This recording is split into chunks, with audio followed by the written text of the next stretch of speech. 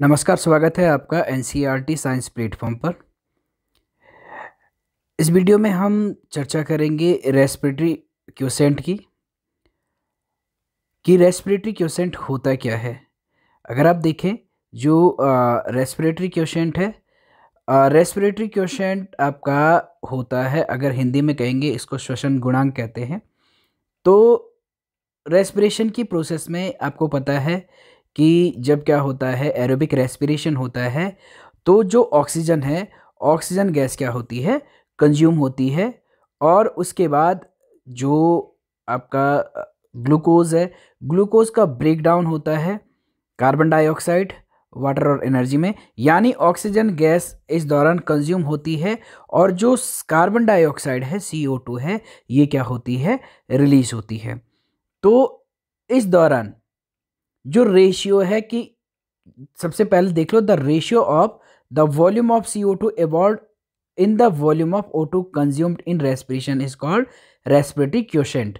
यानी कि रेस्पिरेशन की प्रोसेस में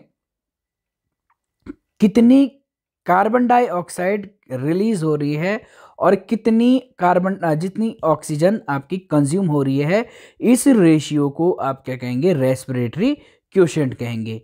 यानी रेस्पिरेशन की प्रोसेस में टोटल कितने अमाउंट में जो कार्बन डाइऑक्साइड है वो एवॉल्व हो रहा है, रिलीज हो रहा है, और उसके लिए कितना ऑक्सीजन कंज्यूम हुआ है, इसको आप क्या कहेंगे, इसके रेशियो को आप कहेंगे रेस्पिरेटरी क्वोशेंट या फिर रेस्पिरेटरी रेशियो कहेंगे। यानी जो आपका रेस्पिरेटरी क्वोशेंट होता है RQ, ये इक्वल होता है volume of carbon dioxide absorbed upon volume of oxygen consumed. ठीक है। अब ये जो रेस्पिरेटरी जो क्वोशेंट होता है, ये डिपेंड करता है कि किस प्रकार का जो रेस्पिरेटरी सबस्ट्रेट है वो रेस्पिरेशन के दौरान क्या हो रहा है, यूज हो रहा है। रेस्पिरेटरी सबस्ट्रेट जो है, जैसे वो कार्बोहाइड्रेट है, फैट है, प्रोटीन है, या ऑर्गेनिक एसिड है, किस प्रकार का वो क्या है, रेस्पिरेटरी सबस्ट्रेट है। अगर सबसे पहले अगर आप बात करें कि जो आपके कार्बोहाइड्रेट्स हैं, कार्बोहाइड्रेट्स के लिए ये इसका वैल्यू कितना होगा, जो कार्बोहाइड्रेट्स है उसके लिए RQ जो है रेस्पिरेटरी क्वोशेंट कितना होगा। तो कार्बोहाइड्रेट्स के लिए जो RQ है, इसका वैल्यू हमेशा 1 होता है, 1। इसका वैल्यू कार्बोहाइड्रेट के लिए हमेशा 1 होता है, क्योंकि रेस्पिरेशन की प्रोसेस में अगर आप यहाँ पे देखें, ये आपके पास दे रखा है ये आपका ग्लूकोज है, प्लस 6 मॉलिक्यूल आपके किसके हैं, ऑक्सीजन के हैं। जब ये 6 मॉलिक्यूल ऑक्सीजन के ग्लूकोज के साथ रिएक्ट करते हैं तो 6 मॉलिक्यूल कार्बन डाइऑक्साइड के रिलीज होते हैं, 6 वाटर के, और इसके अलावा एनर्जी रिलीज होती है। अब अगर आप देखेंगे कि भाई इसका RQ क्या होगा, तो RQ आपने पढ़ा कि भाई वॉल्यूम ऑफ कार्बन डाइऑक्साइड जो evolve upon volume of oxygen consume. इस प्रोसेस में देखें, 6 मॉलिक्यूल कार्बन डाइऑक्साइड के रिलीज हो रहे हैं और 6 मॉलिक्यूल ऑक्सीजन के क्या हो रहे हैं, कंज्यूम हो रहे हैं। तो ये हो जाएगा RQ आपका 6/6, और 6/6 आपका हो जाएगा 1। यानी कार्बोहाइड्रेट्स के लिए हमेशा याद रखना, अपने कार्बोहाइड्रेट्स के लिए RQ का वैल्यू क्या होगा, 1 होगा। दूसरी तरफ जो फैट होते हैं, फैट्स के लिए जो RQ है, RQ का जो वैल्यू होगा वो लेस देन 1 होगा।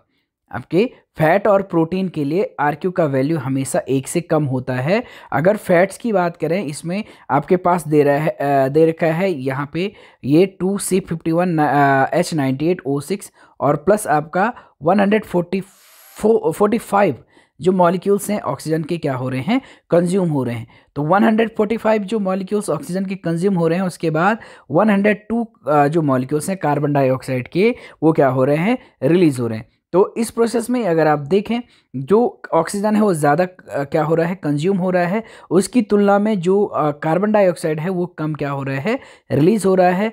तो RQ इसका सीधी सी बात है, ऑब्वियस सी बात है, ज़्यादा ऑक्सीजन कंज्यूम हो रहा है, कम कार्बन डाइऑक्साइड रिलीज हो रहा है, तो 102/145 हो जाएगा, और 102/145 आपका होगा 0.7। यानी इसके लिए आपका जो RQ का जो वैल्यू होता है फैट के लिए होगा 0.7। अब इसके बाद RQ का वैल्यू जो प्रोटीन है, प्रोटीन जो होते हैं, प्रोटीन के लिए जो RQ है, RQ का वैल्यू क्या होता है, 0.9 होता है। प्रोटीन के लिए आर क्यू का वैल्यू होगा 0.9। तो अगर आप देखें कार्बोहाइड्रेट है, कार्बोहाइड्रेट के लिए याद रखना अपने 1 होगा। इसके बाद फैट है, फैट के लिए 0.7 होगा। और फिर आपका प्रोटीन है, प्रोटीन के लिए 0.9 होगा।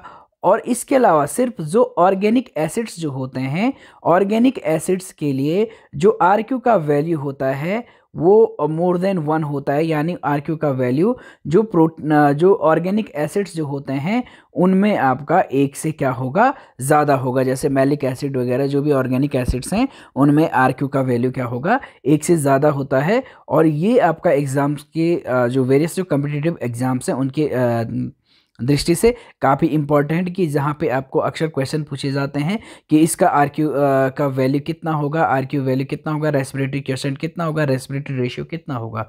तो आपको बस वही याद रखना है, कार्बोहाइड्रेट्स के लिए रेस्पिरेटरी जो रेशियो है वो 1 होगा। फैट के लिए आप जो रेस्पिरेटरी रेशियो है वो 0.7 होगा।